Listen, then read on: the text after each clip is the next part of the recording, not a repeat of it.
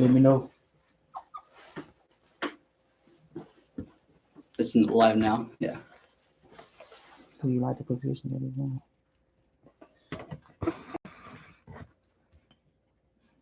Yeah. It's cool. Good. That works. Yeah.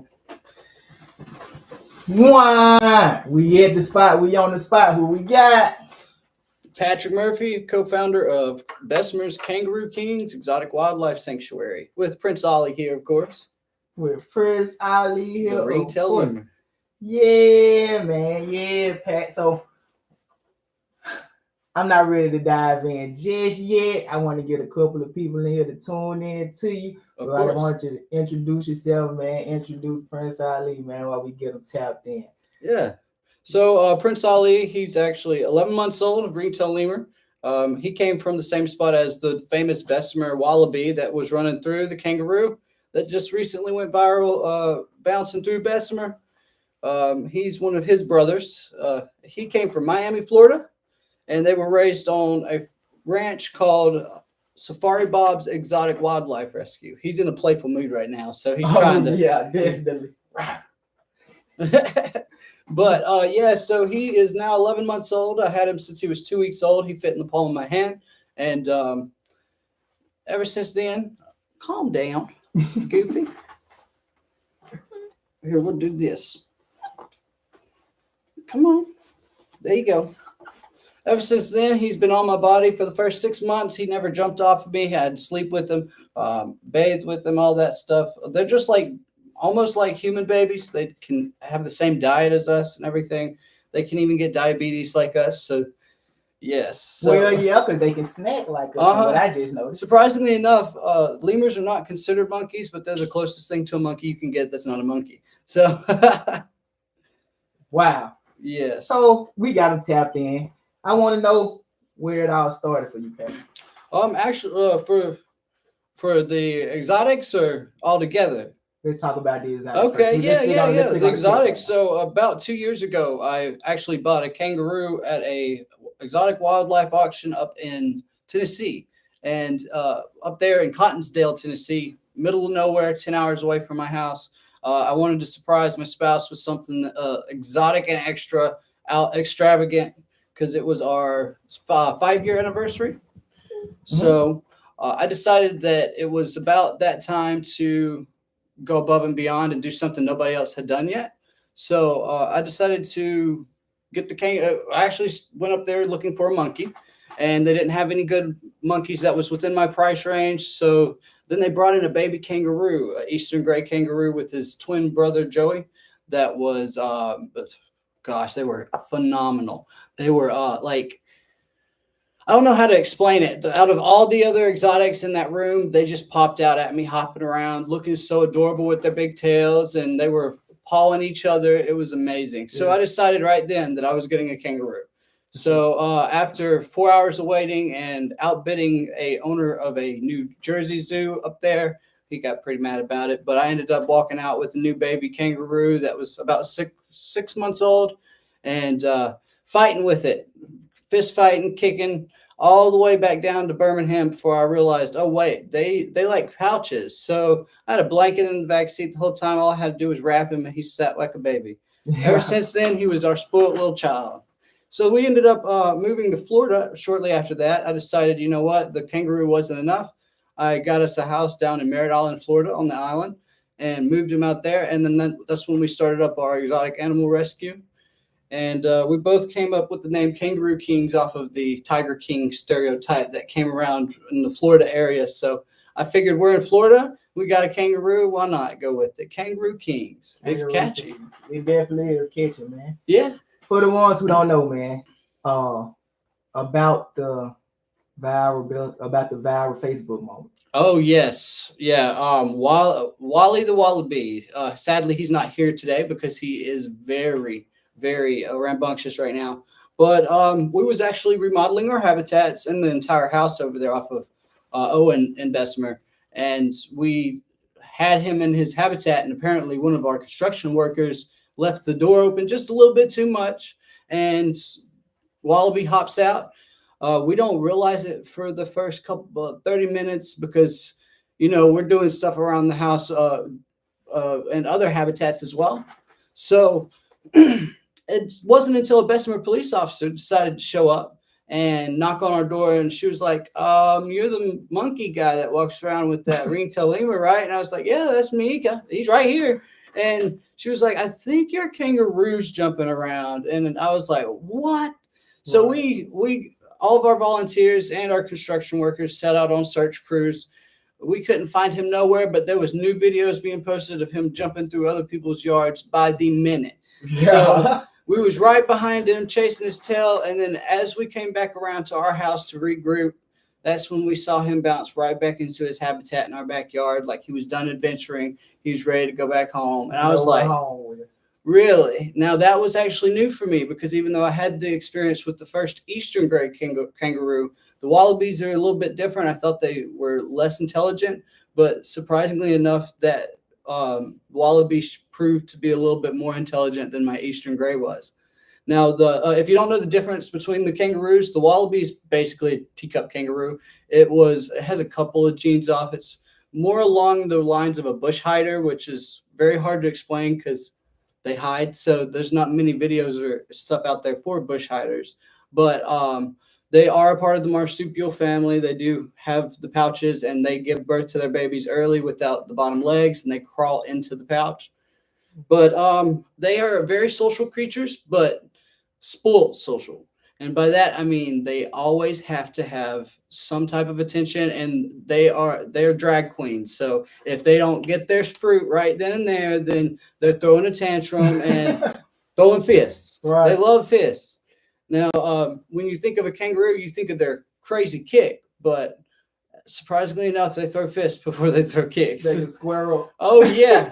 And with the wallabies, actually, they have two toes, and their nails on their toes curve out and form together into one sharp point, so that when they do actually kick, they're more trying to stab you. So it's a last minute go-to when it comes to fighting with other creatures, to go for the kick. So they know it's more I guess painful that way, or more deadly. So they'll go for the punching first as the warning, and then they go for the kicks as the final. Yeah. But see, even though they are known to be aggressive when they don't get their way, surprisingly enough, around other people, they love showing off. So they're more docile and want loving more than anything. They love being rubbed and pet and all that. They just don't like dogs. Yeah. Yeah. So Wally, the best memory I have of him is when we first got him up here, before we had his habitat ready, he would be hopping around our house. And surprisingly enough, their droppings are very easy to clean up and very little mess. So it's kind of like a rabbit, but even rabbits would be a little messier. Very solid and round, and very good fertilizer.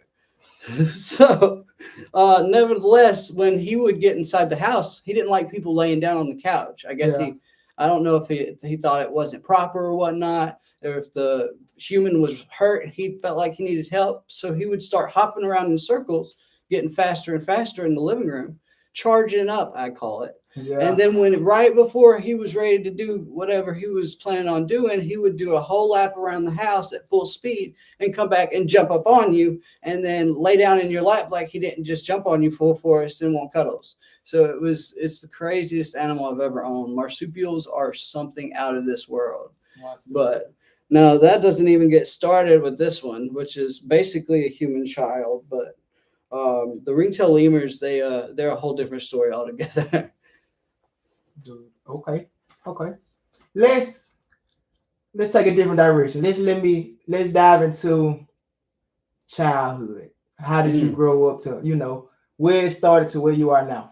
Well, I was raised in what most people would consider trailer trash. So my family was in the drug scene. It was I didn't have any successful people in about 4 generations of my family, because we're Murphys. So we have the family curse, Murphy's Law, which is what can go wrong will go wrong. And all the time we see that happen in everyday life, from childhood up to adulthood. There's always a curse that comes along with our blessings. So when I was about 4 or 5, I did a church little choir thing with the children's choir, and we did a little musical. And I stood up, and that was the first time my parents learned I could sing. And they decided, oh, okay, that's one way we can get into making some profit and getting our dreams made. So we're going to start raising him and training him like a circus monkey to be a singer. So it wasn't shortly after that that I got a talent agent that caught on to my singing when they visited our church. And that's how I got into acting as well. And they realized that since I was such a good actor, then that was a part of my career as well. So by age 8 or 9, I was in acting and singing full time. Yeah, so that's where my life started off as.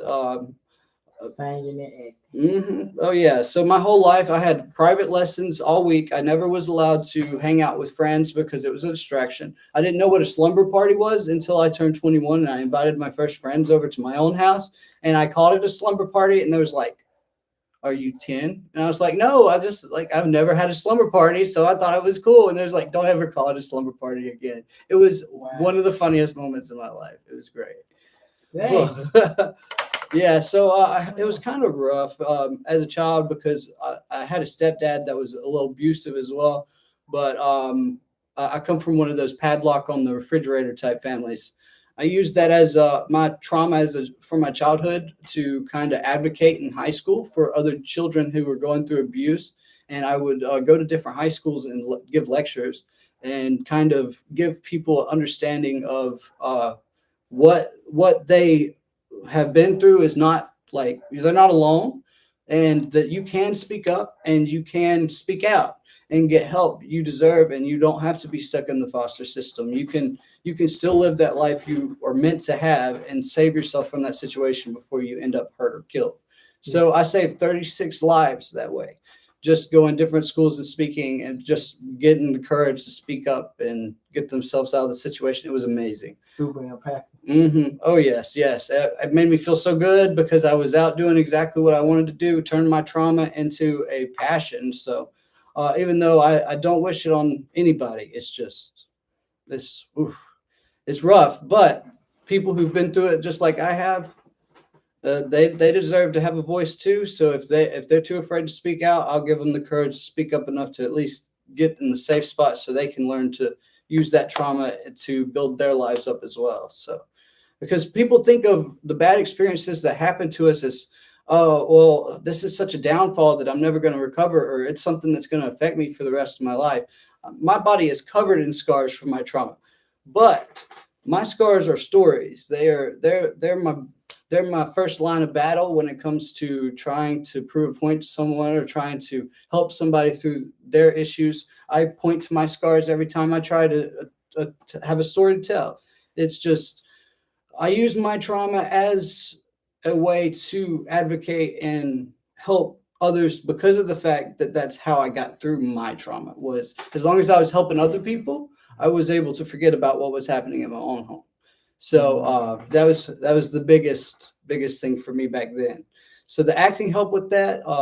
Then I started with Disney, working with Disney. I was on Sweet Life of Zack and Cody 3 times. I did some stuff with SpongeBob voice acting, and then I moved over to Fox with the Family Guy when I got in my teen stages and did some extras with them. Wow. Working with Seth MacFarlane was amazing. He's such a hilarious guy just to be in the room with, nevertheless, work with.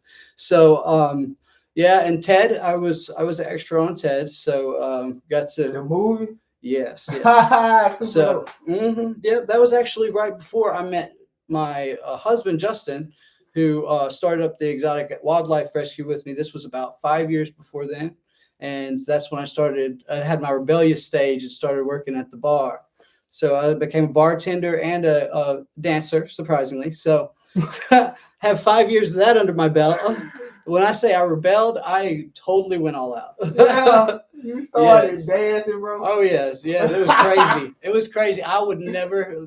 I look back at it now and I just hang my head, but it's still a funny story to tell. It's another like experience that I can tell to people for generations, just to kind of lighten the mood, or even if it comes down to, oh, well, I've heard people end up homeless, or I've been homeless. I was homeless while I was working. Me and Justin both were homeless in a house in Gardendale, Alabama, with no power, no hot water, nothing, in the middle of winter. and it was one of the coldest winters we had in like 10 years.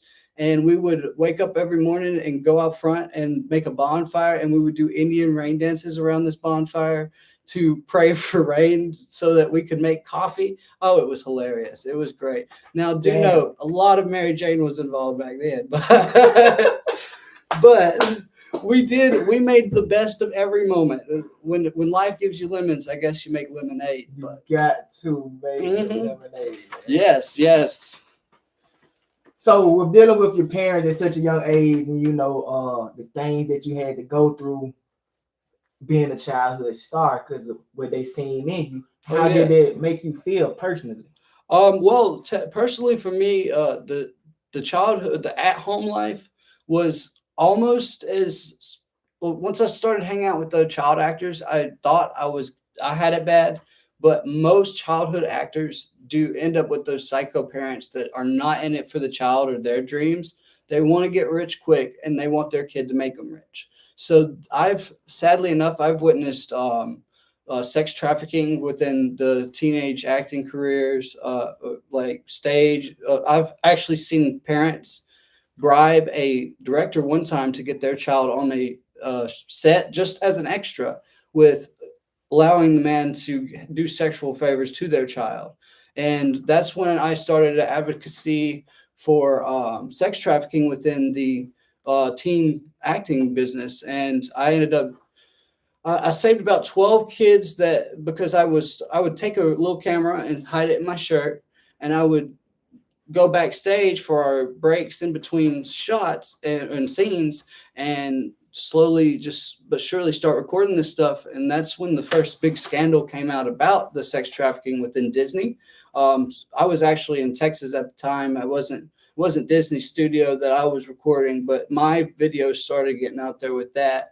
And that's when I saved about 12 little teen actors' lives that their parents were really gone off the deep end. Cocaine is really big in that industry. So their parents would get into that cocaine binge, and it was no longer about, hey, you're going to build me my dream mansion, and hey, you got to fund my habit. Yeah. So the kids started becoming the drug mule, basically. It was bad. I never recommend, if you are a parent and you want your kid to be an actor, make sure that, or a model even, make sure that you are focused on doing what you think your child loves to do and not for your own benefit. Yes. Because it always ends badly if you do it for your own benefit. And everybody wants a famous child, but when it comes down to it, it's a horrible life for a kid to live. We get yelled at. I was struck multiple times by producers, directors, and stage crews just because I would be messing up on a scene, and a scene costs money. So since nobody likes dealing with kids when you're in that industry, because they just want to get it done and make the money and go on to the next, project. So it's a very horrible environment for a kid to go through. But the only good thing I got from it all was the experience to be able to outreach to the community in a way, and the speaking experience to be able to advocate and do public speaking. So I do feel like that was the only positive thing, other than, being on Disney. As a kid, that was pretty much bragging rights in itself. So, man, with helping the people that you was able to help, did you ever fear for your life because you was taking a big step? You kind of like going against Disney. Oh yeah. So I was actually banned from the property, trespassed for about 3 years there in my teenage years, because I did that recording thing on set. I never went back to do a scene until I was closer to 20. And when I showed back up, when they gave me the gig, they didn't even act like they knew me. It was a whole new staff, because Disney went through and cleaned house. So now, don't get me wrong, Disney is very, very corrupt in different ways. I will not go too deeply into that subject for my own PR and for my own lawsuit safety. But let's just say I'd go to Disney for the park, not for the... Yeah, so it's definitely an experience altogether as a teen actor. And all this just led up to me wanting to go above and beyond for the ones I loved and for everyone around me. I got this glass half full, like, mentality about me. And it was my goal every day to wake up. I didn't care how bad my life was. I was going to go out and make someone else's day, because as long as I'm making somebody else's day, it's making my day. So that mentality was how I kind of grew and got to the high points I was at. Also, kind of how I ended up with the low points. But with every sunrise, there's a sunset, and every sunset, there's a sunrise. So we talked earlier, and you told me about how you're in the spiritual realm now. Oh, yes. You care to share some of those? Of course, yeah. So if anybody has heard of the Book of Enoch, that's one of the major key points I like to speak about when it comes to my spirituality. I'm not religious. I do believe in religious key points that they cover, but the Book of Enoch kind of hits it all prime key, like truth, and it covers what the Bible and other Bibles don't when it comes to how we came to be and became an intelligent species. Mm-hmm. So the Book of Enoch really is talking about when the angels first came down to earth and started teaching humans how to use tools and makeup, how to run civilizations properly and become civil and start becoming more of a independent civilization. Rather than living off the land, we started living off of intelligence. So it covers how the angels that were sent down to teach us all of this started becoming corrupted by the human women after teaching them makeup, clothes, and all this. And they created a whole new species called Nephilim. And the Nephilim was these giants that apparently roamed the earth, and they were man-eating. And if you remember David and Goliath, Goliath was a Nephilim. And David took down a Nephilim that was collecting taxes. But what the Bible version doesn't cover is the fact that he was also kidnapping people, children, and eating them. So it was pretty wild, that part. But yeah, so these creatures they created ended up having to be purged from the earth, and that's how we ended up with our great flood. It wasn't just for the sin of humanity and the beings that was there. It was the sin of the angels themselves from creating the species, and the only way they could wipe out the Nephilim was with the Great Flood. So that's how the Great Flood ended up, Noah's Ark, all of that. Yeah. So along with that, we also end up with the spiritual realm, which is, if you know anything about physics and quantum mechanics, you know that matter that is created cannot be destroyed. So our consciousness is a part of that creation. So our spiritual world is technically in a higher plane than us, but it's still right here. They're still able to view everything about us. It's just they have more, I guess, that time is considered a grid point to them, rather that they can travel to at any point, rather than a straight line that you can't go back or forward on at your own free will. They can't. So this is the crazy part about it. Bear with me now. Bear with me. The spiritual part about the Book of Enoch is that it covers this. It covers that our angels that we call spiritual and all this, they are actually a higher intelligent species that created humanity to study their past evolutions. So they chose our planet, and I do think it does touch on this sort of kind of, but quantum mechanics covers this a little bit more too.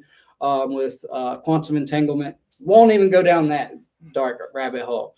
But this planet was chosen because it was in a solar system that had a gas giant that was on the exterior of the solar system, protecting it from asteroids. Mm-hmm. So life could prosper longer without extinction events. And then we have the sun, which is just perfect and just hot enough to where stable enough to where it's not shooting out solar flares, extinction events. And then our planet was just perfectly aligned. When they first started to work with humanity, Mars was also a part of it. Mm-hmm. And this was covered in the Book of Nephilim. There was 2 Earths instead of 1. And it's very hard to explain that part. But the spiritual side of it all comes into once the big flood happened. That was when Lucifer was cast down from the heavens for mating with the humans, and then hell on earth became literally what it is. Hell is not actually a place you go to when you die. hell is where you're standing right now. That's why we have demons. That's why we have ghosts and all that. Ghosts are just people who have died and have came to the consciousness level to where they can actually use energy to interact with us. Yeah. So that's pretty crazy in itself. The whole nother rabbit hole. But when it gets to the spiritual level, that's exactly where we're at now. Is my beliefs is that the Book of Enoch is the most key points when it comes to religion. And if you want to branch off of it, you want to study physics and quantum mechanics, because that the smallest things in this planet have given us the biggest breakthroughs. Like, we are years away from being able to create teleportation devices for packages and stuff using quantum entanglement from quantum mechanics. So, and that all started with Book of Enoch and the spiritual realm. So it's pretty crazy to think about the fact that our universe was literally replicated. That's why the Earth seems so perfect. Like, it's why it's like it shouldn't have happened. It's like 1 in billions of chances that we had all the right stuff in all the right ways. Is because that our angels and our God created it intentionally for us. So we might be seen as circus monkeys, not science experiments, but I mean, it's cool. To me, it's very interesting. I study about it daily. So yeah, because I want to know, do you care to tell the world the story that you told me when it comes to when you encountered? With DMT? Angel? Yeah. So I was at a stage in my life where, like I said, as a Murphy, we have our ups and downs because of our family curse, which is a law of physics. What can go wrong will go wrong. So one day I was actually down and depressed, didn't know my purpose in life, and was just hanging out with my godfather. And back then, like I said, this was when we was homeless, staying in a house with no power or no hot water. So Mary Jane was involved. So we was going to go get some more of that. And I met with this dude named Bubba, who had just came into ayahuasca tea and somehow made it into a chemical smokable form of DMT, which was more potent and got you straight up to whichever realm it puts you in. Now, if you don't know what DMT is, I don't know the actual words for it well enough to try and pronounce it right now, but it's the same stuff that the Indians would use to get in touch with the inner spirit wolf. So it's nothing like acid. It's nothing like mushrooms or anything like that. It's not a visual trip to where you're seeing stuff around you or hallucinations.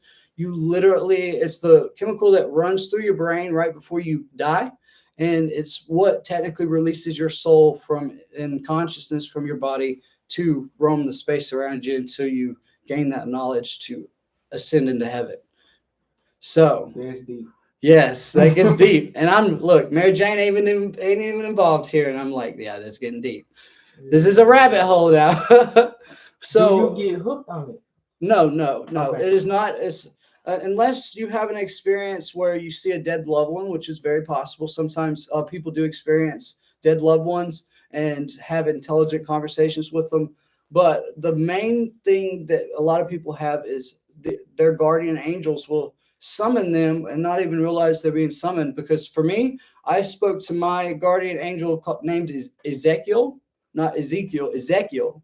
And he told me he was watching me from birth and that he summoned me there. And it took 3 hours for these people to convince me to try this stuff, because I knew about DMT, but I didn't know about it enough to be like I just walked into the weed man's house. So I don't know if I want to smoke just anything they're putting in their bowl. Right. So, but after the 3 hours of convincing me, and at first you feel a lot of vibrations, and then you feel yourself shoot from your body up into the sky. And it's not a visual trip, because if your eyes are open, you can see that your body's still there. Mm-hmm. But for me, when I opened my eyes, it was like a still picture. And when I turned my head and look around, I was still seeing whatever I saw when I opened my eyes. So that still picture went away from me in a little box, and I started being surrounded by space until that little box just disappeared into nothingness, and I was just soaring off into the sky like a rocket ship. So Ezekiel actually grabbed my arm while I was soaring off into the sky, or whatever would be my arm in my spiritual realm, and pulled me down and calmed me down and said, I know you're freaking out. It's okay. There's nothing going to hurt you here. This is a welcoming, loving place for you. So I'll let you take your time, calm down, look around you, get the feel for the environment. And then once you calm down to the point to where you feel comfortable, you'll be able to stand in my plane and we'll be able to speak. And it took me only a matter of minutes. I don't know why, but hearing his voice, it wasn't English. It wasn't like what we talk. It was in a telepathic way telling me this. I don't even know how to explain it. It's that far out.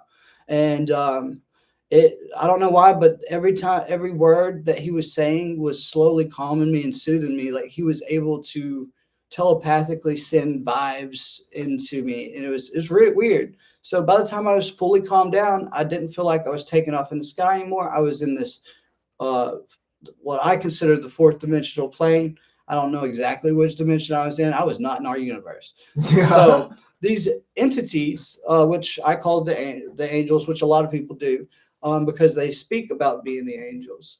And it is a blur because whatever dimension you're in is not the dimension you came from. So if you don't know, two-dimensional beings can't see three dimensions. Same goes for the dimensions higher than us. The only reason a black hole is just a hole to us is because we're only seeing a sliver of what is actually there, because the black hole covers multiple dimensions. So that's a whole rabbit hole itself, but that's just a perfect example of the dimensional separation. Mm-hmm. So I'm only seeing a blur of whatever this being is, but I look around me and I'm surrounded by these blurs. And normally in a crowd environment like that, I would feel like that's hostile. Being surrounded like that, I would feel uncomfortable. I would feel like I might be attacked at any point. But in that situation, everywhere I looked, I felt love. I felt happiness. I felt joy.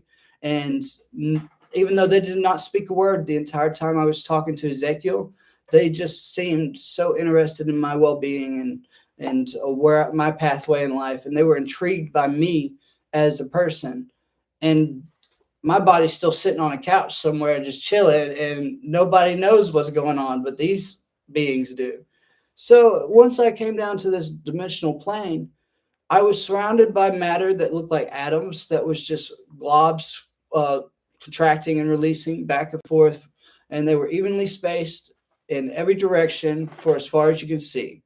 And so I was talking in this plane, and the blobs that were nearest were just hitting us and floating away. And when the blobs would move, the whole blobs around it would move to where it's all still even. It was very weird.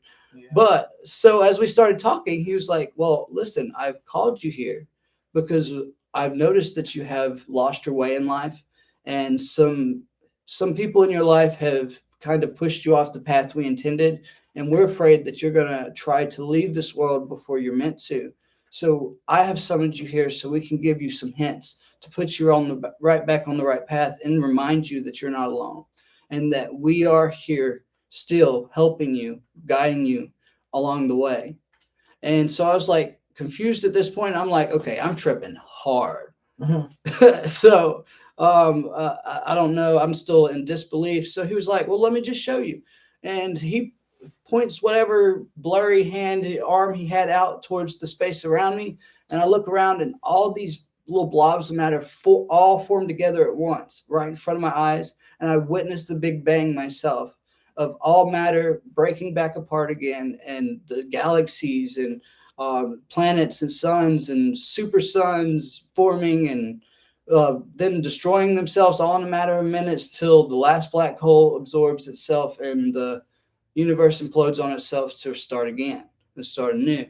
So this all happened in a matter of 5 minutes, and I did not understand a single bit of it because I made it to 9th grade before my parents pulled me out of school. That's a fun fact. But so I didn't have a physics class. I didn't have quantum mechanics or anything like that. That's like 11th grade, 10th grade. I don't know. I didn't make it that far, but up there in the higher grades. So I'm like, well, what did you just show me? What can I take from this to like teach others? And they were like, he kind of explained a little bit more to me about how the spiritual world works. And that's where I gained the knowledge about the afterlife and how we actually ascend into heaven, and Yeah. how our version of hell in the afterlife is actually based on mindset when you pass.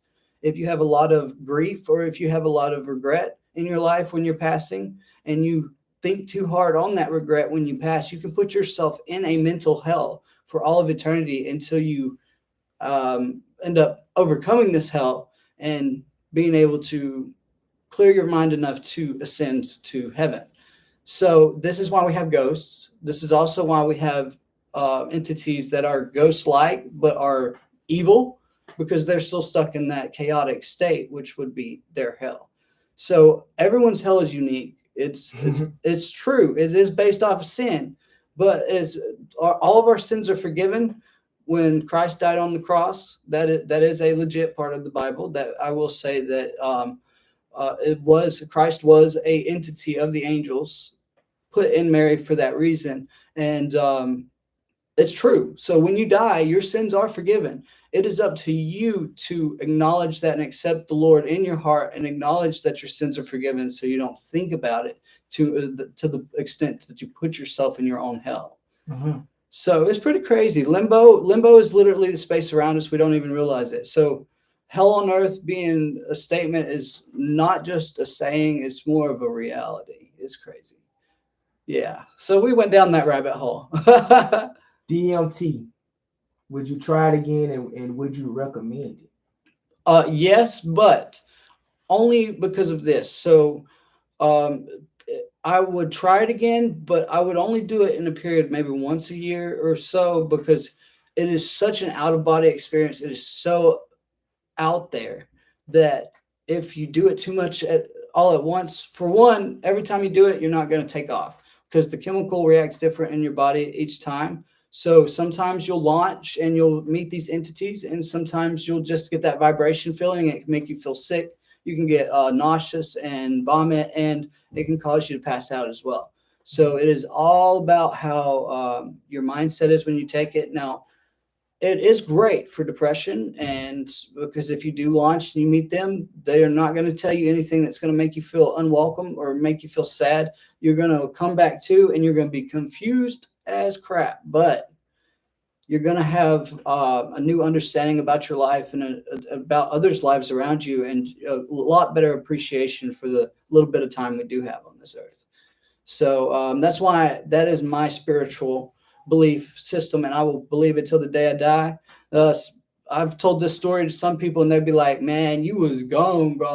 You was tripping hard." And I was like, "No, I mean, yeah, you could see it like that, because it's very hard to believe." But my last interaction with this Ezekiel was me still not understanding everything that he's gave me, and I'm running out of time to speak with them, as they say. It's about time for me to return to my physical body.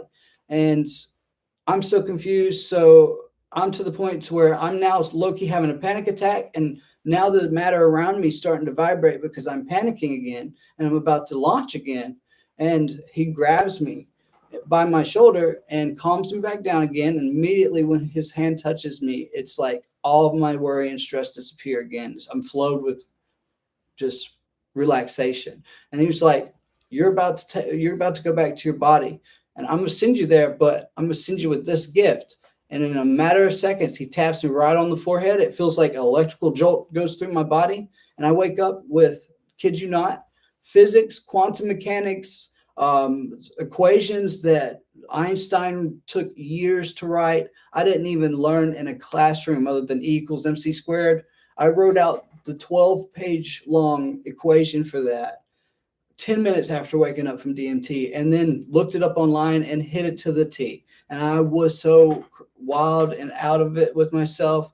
And my godfather that had been here with me, watching me this whole time, was like, bro, you went from screaming like a little baby to writing equations like you were a mathematician, scientist, like physics junkie. And I was like, I don't know what to tell you, man. I just watched the universe be born and die again and begin the process of rebirth when I was given all this knowledge. And then the guy, Bubba, sitting next to me, he was like, no way, you launched and you got to meet these entities. And the reason why I was trying to launch again was because not only did I meet the entities, my grandmother was there that just died 2 weeks before, and she had something she had to tell me before she died, and I didn't make it to her house in time, and she relayed that message to me while I was up there talking to my guardian angel. That was a very, like, I'm getting chills talking about it again. Like, that was a very touchy situation. So that's where it comes into play about I would kind of do it once, like, put space in between the uses. Because of that experience, it kind of made him more, it wasn't the drug itself that was addicting. It was the chasing the interaction with the dead loved ones and stuff that made it more of an obsession. So I would call it less of an addiction and more of an obsession. So you don't want to lose yourself on the spiritual realm, but that's it. I feel like that was actually why there's a time where you can launch and there's times where you can't, because that spiritual realm itself is telling you no. So it's pretty cool because DMT itself, you can find it in ayahuasca tea, which it does grow around certain parts of the United States, mainly in Mexico and Brazil, and other and Indian reserves have a lot of ayahuasca tea because apparently it grew close to deserts and stuff as well. So that's pretty interesting. And that's how Indians ended up with their spirit wolf and stuff, is off of the ayahuasca DMT stuff. Okay, well, we're gonna take it for a different spin, man. We got the people tapping in. They wanna know more about the animals, man. They want to hear more about the animals. I'm glad my boy woke up. Prince Ali woke you guys. Yeah, come on. Come say hey. Yeah, stretch it out. Stretch, big stretch. What can you tell us about your passion for animals, man? Well, see, when it comes to an exotic animal, when I first started getting into it, it was I wanted the pets, and it was all about the exotic pets and being the extravagant gift and all that. But once I started owning them, especially Mr. Chunky Monk here, his nickname's Monkey. He might not be a monkey, but he's the closest thing to a monkey you're gonna find. So, well, I just started realizing that their personalities. Yeah, I see you grumpy. You just woke up. Yeah, see that? That's exactly what I'm getting at. Is that they are cute, lovely, and cuddly, but they are also wild animals. So when I got into the wildlife sanctuary business, it was not only because I wanted the cute and cuddly animals around and to learn about them, but it's also to provide a habitat to them that was safe and secure, not like a household, so that it could be raised properly and also be able to experience the natural side of it, while also being in a secure environment where he's not going to accidentally harm other people. Because normally people would buy an animal like this because it's cute and cuddly and bring it home to the 5-year-old kid that loves to already grab the dog's tail and make it yelp. Well, if you grab his tail and make him yelp, that's what happens. He's trained to where he only nibbles, but like a creature that from the dark web will be probably more likely more grown than he is when you first receive him and not bond to humans. So he won't have that training to only nibble. He will go for the full bite. Yeah. And if you didn't know, ringtail lemurs, he's still a little young, so he don't have his fangs yet, but he will grow in fangs that will grow down past his chin on both sides, and they do hurt. So yeah, now you won't let him bite on you then? Oh no, but with him being as trained as he is, he'll nibble to give me the warning. And the only time he actually, oh, look at that. Is he yawning? Yeah, he's doing a big yawn. Oh. Can you talk to us? No, not right now. It's too early. You need your coffee. But yeah, so they have the social interaction, and they actually learn about life the same way as a toddler would. They learn by touch and feel and taste, and when it comes to discipline with them, it's the reason why I don't recommend them for any regular household other than the obvious that they bite, is because you can't give them negative discipline. When they do something wrong and you go to spank them, they don't see that as a punishment for what they just did. They see it as, oh, well, now you want to fight and I've got to square up and defend myself. Yeah. So that's how chimpanzees that are raised in suburban households end up turning on their owners after years and years and years of ownership, is because they'll slip up and say no and slap their hand, and that will trigger a whole rage, and they will attack and kill their owners just because it's their natural instinct. Wild animals are not meant as pets. Wallabies, ringtail lemurs. Now, with the ones raised in captivity, like these, they are more household friendly, but they still have their tendencies. That's the only reason I would not recommend them to raise them yourself in the normal environment unless you have a structured habitat that you can place them in for most of their time when they're not interacting with others, so that they can still have that natural time to be the wild animal they are and then have the interactions with humans to learn more. And like, he's going to be a whole service monkey when he gets older. He can help somebody that's disabled with household tasks. He can grab a phone for you. He can do chores for you.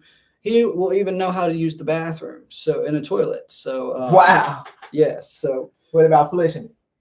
oh yeah, he'll flush it too. Yeah, yeah. His natural instinct is to go to the edge of the anything that he's standing on, anyways, and poop off of it already. So then it goes from that with the diaper to a litter box, and you can lose the diaper with the litter box. He'll use it, and then when he gets old enough to about young adult stage, you can start training them that, hey, this is the edge you're supposed to be pooping off of. So he'll start pooping off the edge into the toilet, and then at the prime adult stage is where you'll teach them to the flush, and you can even teach them to use wipes to clean themselves up. Dope. Yes, yeah, that's pretty cool. And these creatures are very sanitary. They do care about their sanitation. That's why he's so sparkly clean, even though it's been probably 2 days since he's had a bath. Is because they are always constantly trying to lick themselves clean, or they use their hands, and they don't like their fur being matted. So as you see here, he has a little mat right here he hasn't noticed yet. But other than that, the fur is mostly soft like a bunny rabbit, and that's because of the constant maintenance they give to themselves. So. How do he feel about being petted by others? Oh, he's perfectly fine with it as long as you don't get close to the diaper. For some reason, I don't know if this is with all lemurs or just with him, but he thinks his diaper is a very sensitive spot on his body, and diaper changes are World War III. And if you go to pet him too close to the diaper, he'll think you're trying to give him a diaper change, and he'll give you that warning nibble, but never hard enough to actually hurt. So he already went through that terrible. It's like right before the terrible twos, where he did nibble a little bit harder, and we did not allow him to go on the meet and greets for that stage, just because we didn't want nobody getting hurt, and the liability for that can end with the lawsuit. So we want to educate people about them, but we want to do it the smart way. So like for me coming on here and educating now, it's just.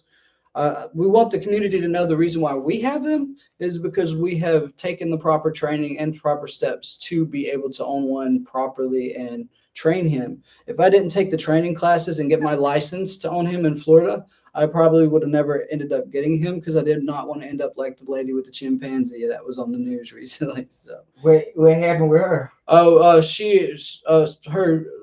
the news story is randomly just turned berserk and ate her face off and killed her.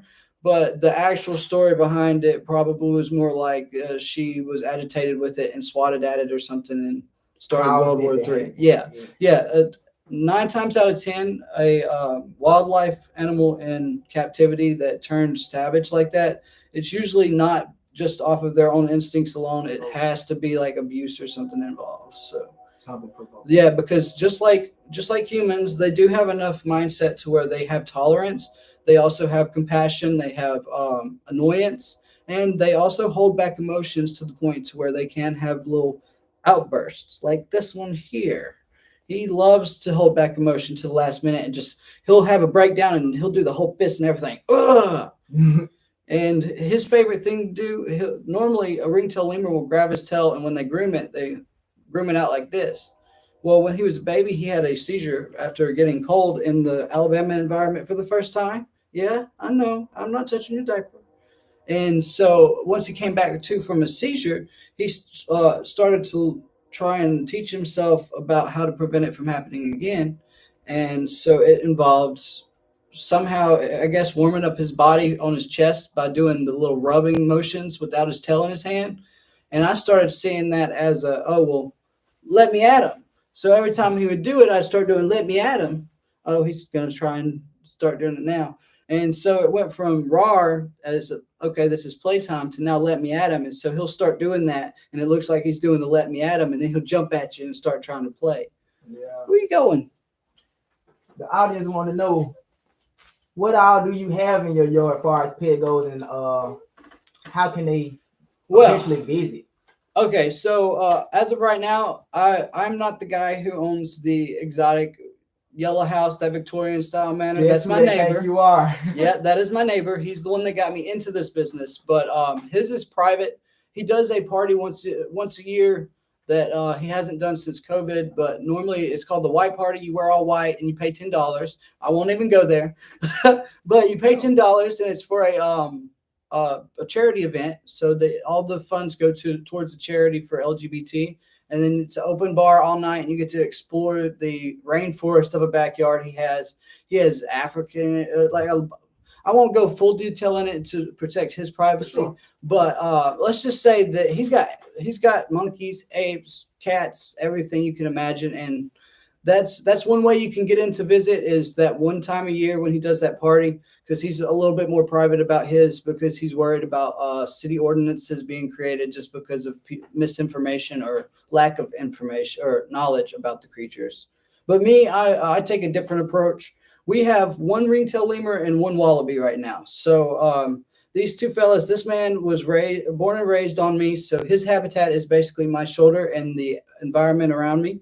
When we're at our house, he gets down and jumps around. He does have his own room that we consider the habitat, that's got basically trees set up for him to climb and jump and swing on. And then we have the outdoor area where he can go play as long as he's within tail reach. Because ringtail lemur, when they're raised, their parents actually throw them back on them and control them and keep them close by using their tail. It's one of the very few animals you can use the tail as the leash for, as long as you hold closer to the base. But normally you don't. Most animals, you don't want to use the tail because they do break off. But if you want to, you can feel his tail here. The reason why they're actually called ringtail is not because of the color. It's because they grow in rings. So they got that thickness, and these are actually vertebrae that allow them to be more flexible, and they can pop to where they can get out of predators' mouths and all this stuff using their tail. And their defense mechanism is literally like a sling from David and Goliath, like we talked about earlier. Yeah. They spin it like a helicopter, and then they poop, and then they shoot that poop at you like very accurately. The first time he ever did it to me, we was in the shower. It was during his first 6 months, and I was trying to clean the poop off of him from a bad day with the diaper. Right. And that's something you get used to, is when you take a shower with your monkey on you, you shower the monkey first, because you're going to be twice as dirty after showering the monkey than you were when you first got in. So, but this was the first time I actually had his tail free, and he was swinging it around. I was like, oh, that's cute. I'm going to record it. Grabbed my phone, went to go record it, and he shot poop from him, and he slingshot it down his tail and hit me right in the middle of the forehead with it. It was the most embarrassing. I gagged. I was like, but it's their defense mechanism against predators. So it was the most interesting thing I've ever learned about them was that. But at first I thought it was just to poop, because, that's what you learn, is they poop when they get scared or whatever. But it's not just pooping. They are supposed to have a slingshot tail to go with it. So, but he's very social. He does talk to me sometimes. They understand talking like whistles. Mm-hmm. So let's see how they caught his attention. Oh, you love daddy, don't you? Yeah, I'm talking to you. I don't know. But also he knows the sound that a predator's nearby. Yes, he knows. Go up on daddy, full alert. Yeah, anytime that sound happens, that's the anti-theft device too, right there. So if anybody ever came up that was acting like they wanted to snatch him or something, or if a kid gets too handsy, all I have to do is go make that noise, and he's right back up here. So prevents any accidents from happening, or any kids accidentally scaring them enough to get bit. So these creatures are so intelligent that I honestly believe they're only considered a different species from monkey, just because of the fact that it was a different continent and different scientists that discovered them. So Now, he is deadly allergic to cats along with marsupials. That's something they have in common.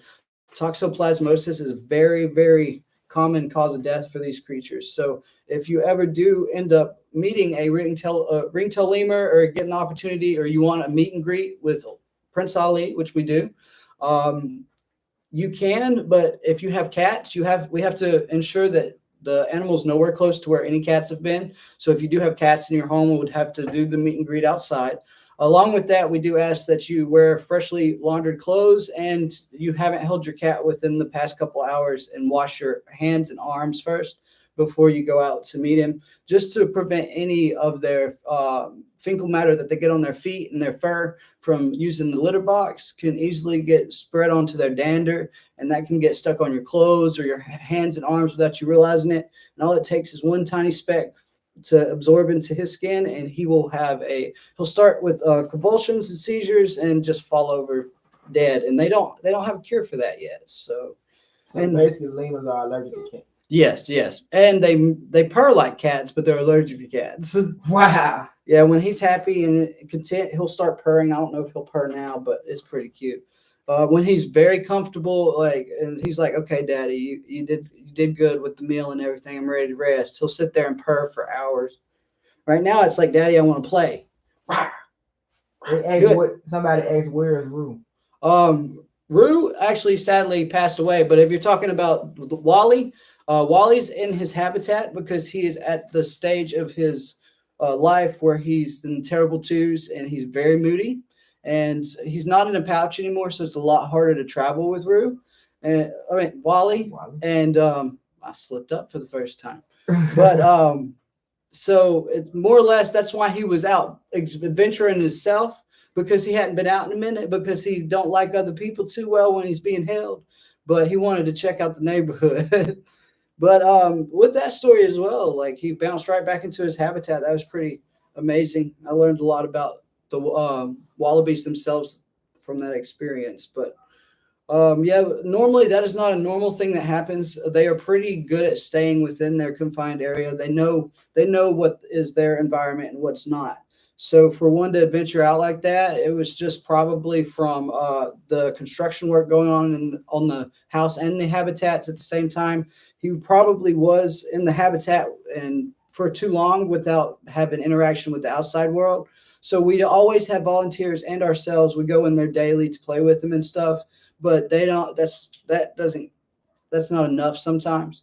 So they want to adventure as well. So if you do not have them out and adventuring a lot more often, like with a fully redone sanctuary, we'd be able to let them out of the habitat and bounce around the yard. But seeing that the fence is being redone and everything as well at this moment, he's not allowed to do that. So he got cooped up and decided to go check out the neighborhood. We honestly didn't know if we was going to find him, but even following the videos, but luckily enough, he surprised us right there at the end and bounced right back into his habitat right in front of us. And we're all sitting here on the back porch getting game plans. You're going to go down this road and all this. And he bounces in the yard right in front of the entrance and looks up at us like, "What you doing, guys? How are y'all doing?" And then bounces right in like, "What y'all doing?" And then when we was all shocked about it and came running down the stairs, he sat up on his hind legs and looked at us like, "What y'all humans doing? Y'all so crazy." Like, y'all, why y'all acting so weird? We got another question. They want to know if they wanted to inquire on getting an exotic animal, what kind of process do they have to go through? Well, I highly do not recommend it if you have children or if you have no experience whatsoever. Definitely research. And if you think that you've researched enough before buying one, research some more. And then you have to be very cautious with who you get your animal from, because the dark web and black markets are everywhere around here for exotics. You do not want any exotic that is not newborn, because the animal does have to bond with you to be able to be kept without it attacking you. So don't ever just go on websites looking for one. You have to do your research there too and find the actual wildlife sanctuaries that might breed them. You might find some that breed and specifically sell to people that pass by their own personal inspections. But Alabama themselves have no licensing or inspections required to own them. You just have to check with your city ordinances as well, because the city ordinances can have laws against it, but Bessemer does not, because we've had exotic animals here for years, and they know that we take good care of our animals, and my neighbor does too. They're all secure, safe, and well kept. So, but if you just go online to websites and start ordering monkeys online, you're going to end up with a monkey that's a little bit too old to bond to you, and it's going to end up attacking you. And if you have children and small pets, like I have a dog, which I do not recommend, because even though she's raised with the dog and the dog does not bother the monkey, anytime we do meet and greets and they have small dogs, we tell them it's okay if they're in the room, and don't worry about the dog attacking the monkey. Worry about the monkey attacking the dog, because they love to play. Oh. Yeah. So, and if it's a big dog, when they go and tease the dog and the dog does the little growling and barks or snaps just to tell them to back off, they see that as, oh, that was funny. Let's do that again. And Prince Ollie loves to go up and push a big dog, and then when he growls or whatever, he jumps back and claps his hands and then jumps and will do backflips off of them just to make them upset. Calm down. You can't go run around in here. You're not at home. He's wanting to play now. Yeah, and as you can see, as he's biting me, you can tell that he's biting down, but he is intentionally not applying the force he would need to actually cause pain. He knows that he's playing. What's your experience been like in Bessemer, man?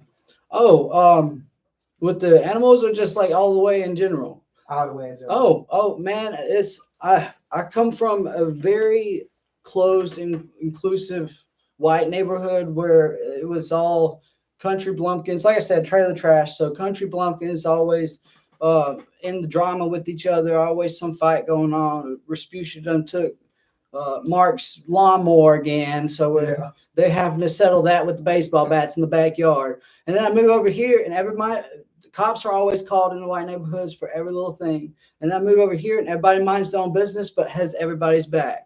So the first experience I learned, we had somebody that was high off drugs that came up in our yard thinking that we had something of theirs, and we just got back from a restaurant. We didn't know who they were. And they just started to walk up on our property, and our neighbor came out with his pistol and was like, "Hey, bro, we know who you are. They don't know who you are.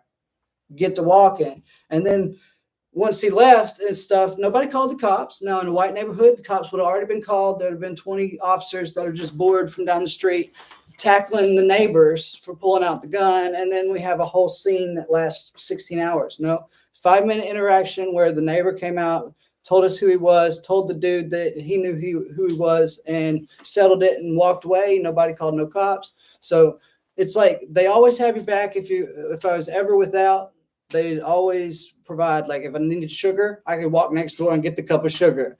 And normally, for a person like me, when we first moved here, I didn't know I could do that, because you didn't know what you're going to get met with when you're from those neighborhoods, because the stereotypes are hard in the trailer parks.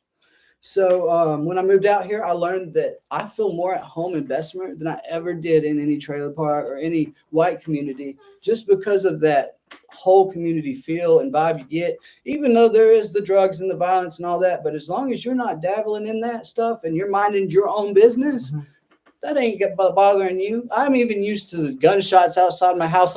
Look, Bessemer fireworks is my New Year's thing now. I went to the country to visit my family this last New Year's, and I was shocked when I didn't hear no gunshots. And I was like, oh, I forgot I'm not in Bessemer. And I was like, these ain't fireworks. Yeah, I felt like I was underaccomplished. Oh, man, because it goes down on 4th of July. Oh, yeah, it does. Look, I had one time there was somebody that was driving down the road shooting out the window with AK, and it was so loud. I was in the shotgun house over in Pipe Shop. When we first moved up here, we was renting, and my husband was working at Bessemer Tire Company. A lot of y'all probably know that place. So the fun fact for that is every year after New Year's and Christmas and all those holidays, they use little printouts of the investigators for crime scenes, little numbers, and we'll stick them up on the roof for the bullet holes and register each bullet hole each year, and then take a picture of it and just post it online for fun and also for insurance purposes. But just the way he does the little crime scene investigation stickers is just so funny. Yeah. But counting the bullet holes, and that's how exciting that New Year's was for everybody apparently. But I hit the deck so quick in that time. It was my second week here, New Year's, and I was expecting a lot of fireworks and stuff, but I did not expect all the bullets. So it took me hitting the deck twice. I called the cops twice. Did that move? Never again. Those cops laughed at me so hard when they pulled up. Oh, you heard gunshots? Yeah. Oh man, there's like, you must be new. Well, let me tell you how it works around here. Once I got used to it, I mean, I would be playing Call of Duty with my headphones on, and then somebody be driving by, shooting up in the air, acting a fool, and I'd be like, "Oh, well, they just playing it in real life. We're good." Yeah. So if you're not from an area like Bessemer and you're watching this, I'll tell you right now, it's not as bad as they make it seem. Because Bessemer is listed as the second most deadliest city to live in the United States, and that is because of the murder to crime to not crime ratio, or crime per person quota. Yeah, and that's where they throw you off, is with that technicality there. They're talking about not individual people, but the same people doing the same stuff. So it's not like there's a lot of crime that happens here. It's more or less the same people doing the same stuff. So I've learned that my strip is very peaceful, other than the holidays when people drive by shooting up in the air. It's nothing really happens. It's so quiet that I even go out and sit on my front porch and drink coffee every morning. I wave at my neighbors when they walk by. There's little kids that walk to school to the Jonesboro Elementary right down the road from us and has no issues. It's not like some war zone. And the only reason I say that is because I had a housewarming party when we bought our house over in Owen Avenue, across from Pipe Shop now. So the opposite side of the city. And our neighbors back behind us are Hispanic, and they get a little rowdy with some semi-automatic shotguns for the holidays, and they loud. So I had all of my family from the country over here. We was all dining, and we was out on the front porch drinking, and they started shooting their shotguns. And when I tell you, everybody on the porch was trampling and stampeding each other, dodging and weaving, trying to get inside that house, thinking, and I was standing out on the porch just shaking my head. Oh my gosh, this is so embarrassing. And then they all get inside, and the funniest part was my godmother. She's a full-blooded Cherokee Indian, but raised in the country. Wow. And so she has 6 kids, and all 6 of her kids are here, and her oldest, Lexi, was standing out next to her on the porch. So when the gunshots started going off, she was the first to start diving in, but her daughter was right in front of her. So she trampled her daughter on the front porch to get inside and left her daughter to die. This is how scared they got. And they left immediately right after the gunshot stopped, and they were hiding behind my porch posts and the porch railing all the way to their car. They even was dunking and laying on the ground to get into the car. And as they was leaving, they was laying on their side. I was like, oh gosh, they're never coming back, and they haven't since. I was like, look, I just convinced these people to come out here and convinced it wasn't a war zone, and just because they heard gunshot, I even warned them. I was like, listen, Bessemer fireworks are a little different. They're a little louder and go pop, but they ain't no colors with them. So now I will say that shotgun was loud enough, and it echoed from the way our house is. It's on top of the hill, and it overlooks the 2 roads behind us. So when they shoot down in that valley, it does echo and sound like it's somebody walking up those sidewalks shooting. And it just so happens one of my party guests had just arrived and was walking up the sidewalk. And it sounded like somebody was walking up, and the moment they got close enough to where they could get that gun up and over, they had started shooting, at least to the white people. Yeah. So I say that like I'm not white. I promise you. I'm not meaning that in no racial way. Just from these country blumpkins, we'll say that. So they haven't been back to my house since. Nevertheless, some of them don't even talk to me anymore. And so sometimes I go to family reunions, and they're like, "Wow, we're surprised you're still alive," and we're like, "Come on now." Oh man. Yeah. So that was definitely the funniest experience I've had in my house thus far, other than the wallaby incident. But you're trying to be dominant to the chair and hump the chair? Come on now. He's so crazy. Well, man, I done had you in for a minute, man. Now I don't want to hold you too much longer. So would you like to lead the audience with anything before we wrap it up? So if you would like to contact us, as of right now, our sanctuary just relocated from Merritt Island, Florida. We do not have an official page yet or anything like that, but we do accept donations at all times via Cash App. You can Cash App us at KKEWS, Kangaroo Kings Exotic Wildlife Sanctuary, KKEWS. And if you wanted to book us for a party or something, it's free of charge. I never charge to educate the community about wildlife. I only ask that we do accept donations. So if y'all do have extra to spare for donations, just throw in a little for us coming out there, and we'll come on out. Even if you can't, I will still come out there and do an educational meet and greet. Maybe he won't be that feisty for that though.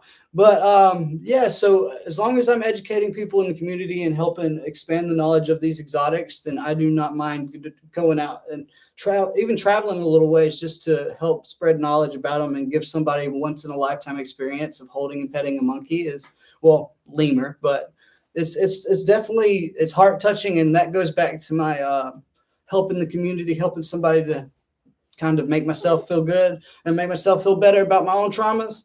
Yeah, so that goes back to that. So as long as I'm helping make somebody's day, then I don't mind it. So yeah, we're available on Facebook. You can locate. I'm Patrick Murphy.